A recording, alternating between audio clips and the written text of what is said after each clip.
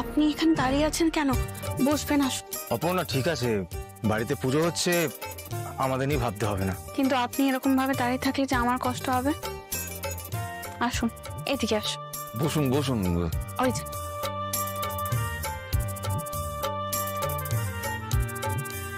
ভেতরে আসবো?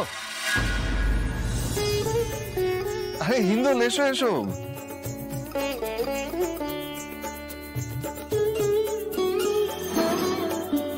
আমার মা। হ্যাঁ, আপনি এসছেন, খুব খুশি হয়েছি, খুব ভালো লাগলো। পুজোর ব্যাপার হলে মায়ের কোনো অসুবিধে নেই, সে যে পুজোই হোক মা নিশ্চয়ই যাবে। আমি তো যেতেই চাই, কিন্তু আমার ছেলে আমাকে সঙ্গে করে নিয়ে আসছে, এটা কিন্তু বড় একটা হয় না, তার তো সময়ই নেই। হ্যাঁ বুঝি তো, ডাক্তার মানুষ, সারাক্ষণ ব্যস্ততা থাকে।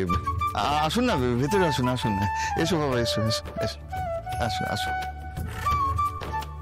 আসুন আসুন আসুন। এই সুমি, ওই যে ওনারা পুজোর জন্য একটা কালে। ডক্টর হিন্দল উনিও এসেছেন মাকে নিয়ে। বাবা, ডক্টর মিত্রকেও বলেছেন উনি ওনার মাকে নিয়ে এসেছেন? আমাকে তো এসবের কিছুই বলেননি। অপর্ণার সাথে আলাপ হলো না তো? হ্যাঁ, ওদিকে দাঁড়িয়ে রয়েছিস কেন? এদিকে আয়।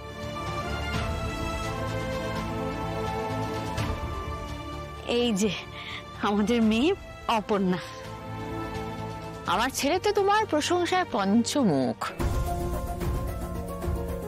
ওই তো জোর করে নিয়ে এসেছে, যবে থেকে তোমার সাথে আলাপ হয়েছে সারা দিন তোমার প্রশংসা করে।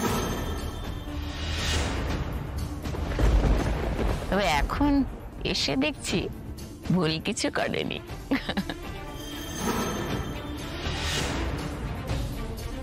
কি সুন্দর আপনাদের মেয়ে। আর শুনলাম আপনাদের আশা ভরসা সবই নাকিও। হ্যাঁ ঠিকই শুনেছেন ম্যাডাম। আমার ছেলে বলছিল তো, উনি যখন নার্সিং হোমে ছিলেন ও নাকি ছোটাছুটি করে পাগলের মতো সবকিছু সামলেছে। ভীষণ ভালো মেয়ে তুমি, মিষ্টি মেয়ে তুমি। আপনারা দাঁড়িয়ে আছেন, বসুন না প্লিজ।